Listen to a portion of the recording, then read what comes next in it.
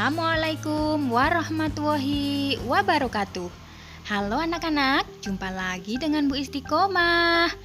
Anak-anak, hari ini kita akan belajar tema 1, selamatkan makhluk hidup.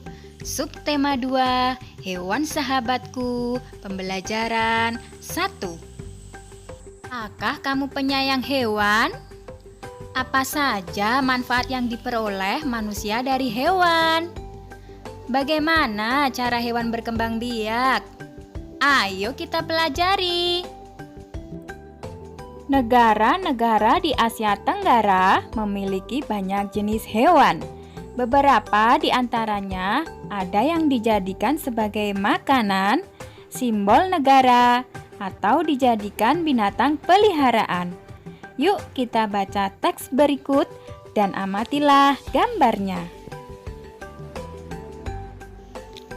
Gajah putih dianggap suci oleh beberapa negara di Asia Tenggara seperti Myanmar, Kamboja, dan Thailand. Menjaga gajah putih adalah usaha yang sangat mahal karena pemiliknya harus menyediakan makanan khusus untuk gajah. Indonesia dikaruniai luas wilayah lautan lebih besar dibandingkan luas daratan.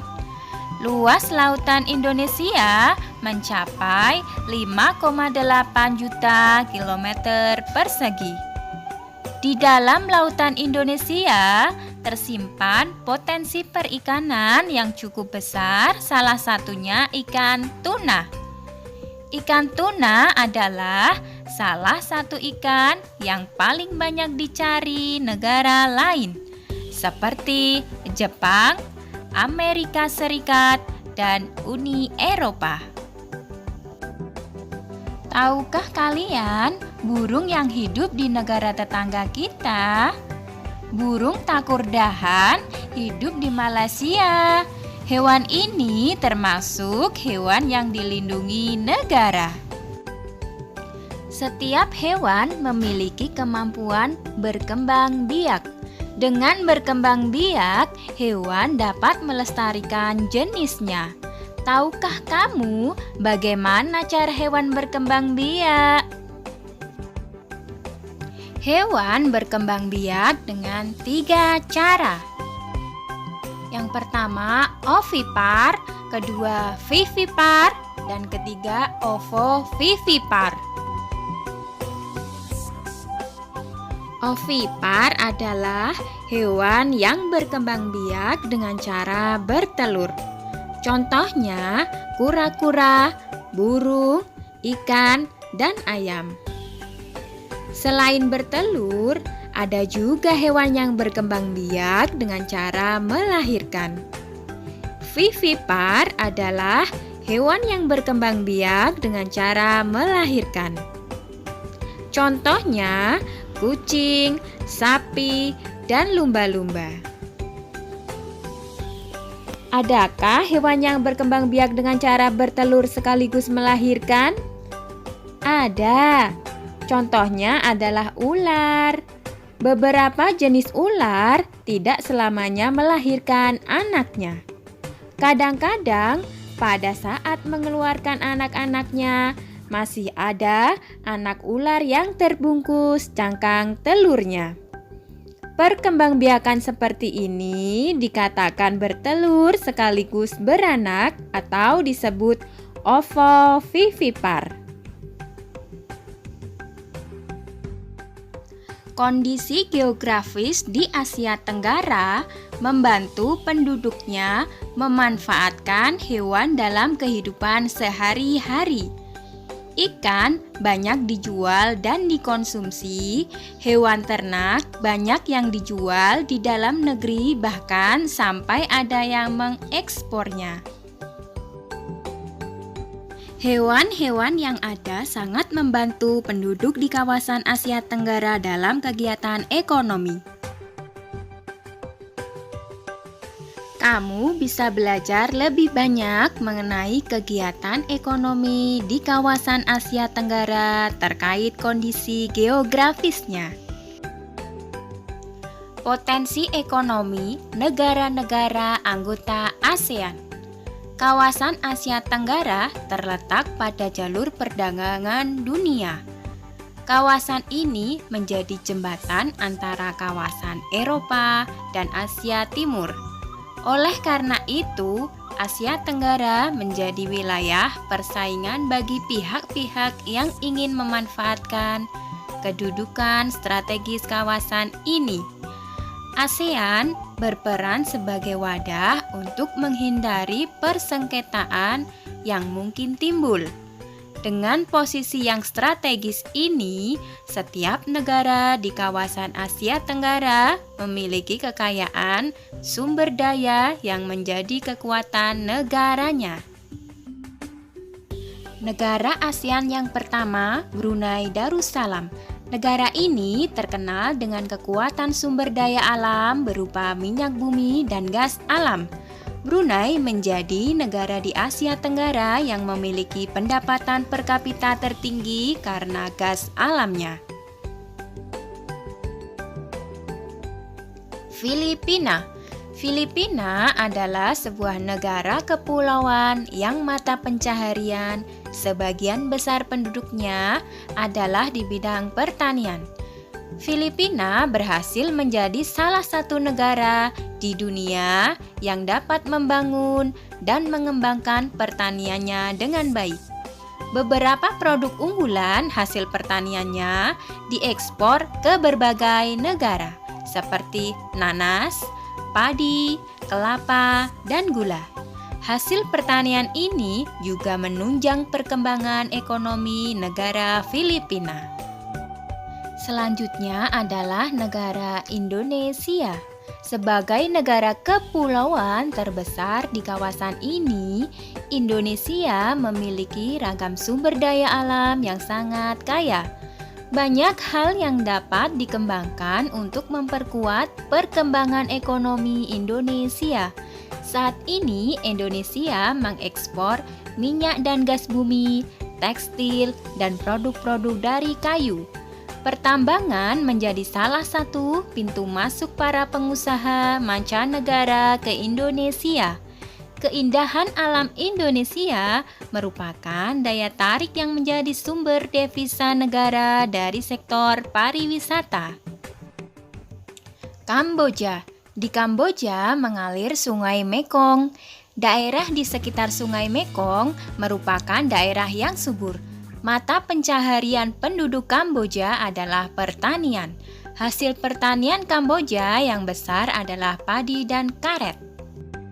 Selanjutnya, negara Laos. Laos bertetangga dengan Kamboja.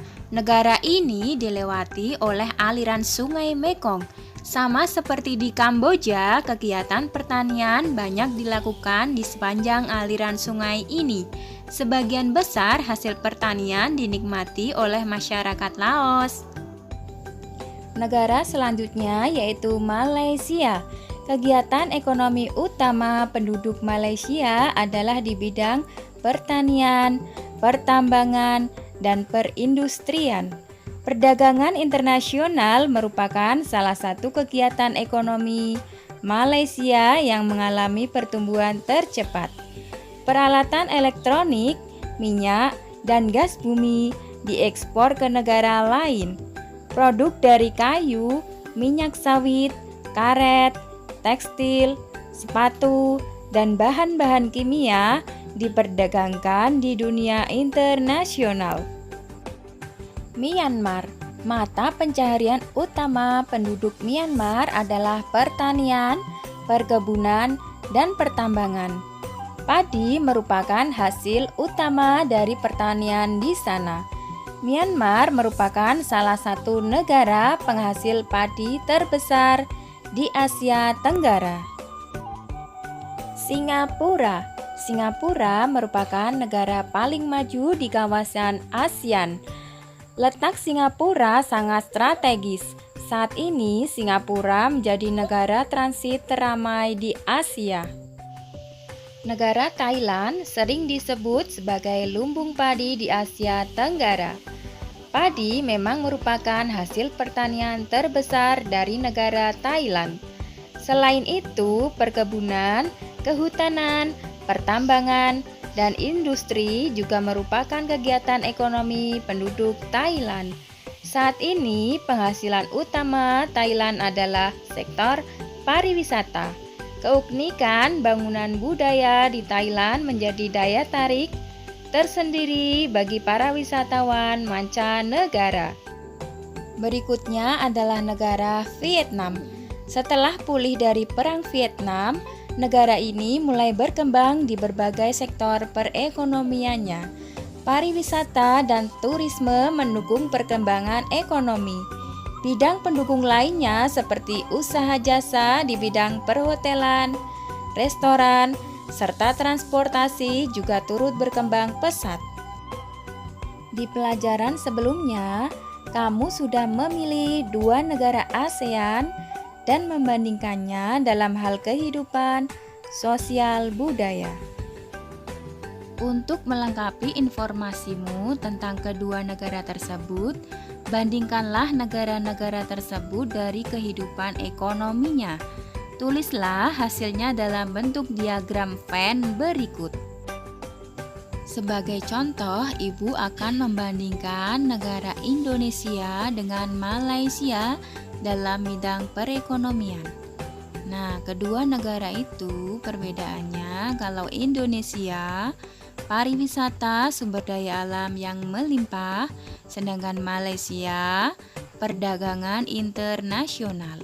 Nah, kedua negara sama-sama memiliki bidang perekonomian dari perindustrian, pertanian, tekstil, pertambangan, mengekspor minyak dan gas bumi. Kamu sudah belajar bagaimana membuat kesimpulan dari teks laporan yang dibaca. Hari ini kamu akan belajar bagaimana membuat kesimpulan dari teks yang kamu dengar. Berikut ini ada teks bacaan yang berjudul Bebek. Mari kita dengarkan bersama-sama. Bebek adalah unggas yang hidup di darat, tetapi menyukai perairan. Penduduk Indonesia banyak memanfaatkan daging dan telur bebek untuk kebutuhan sehari-hari. Bulu bebek tidak pernah basah meskipun ia berenang dan menyelam. Hal itu karena bulunya memiliki kelenjar minyak. Lapisan minyak berguna untuk membuat suhu tubuh bebek tetap hangat di malam hari. Ide pokok paragraf 1, bebek adalah unggas yang bermanfaat. Kesimpulan paragraf 1, bebek adalah unggas yang hidup di darat dan dimanfaatkan daging dan telurnya. Ide pokok paragraf 2, bulu bebek tidak pernah basah.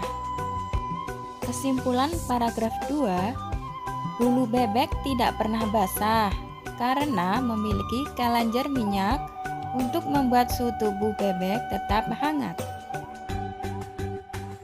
Demikian pembelajaran hari ini. Wassalamualaikum warahmatullahi wabarakatuh.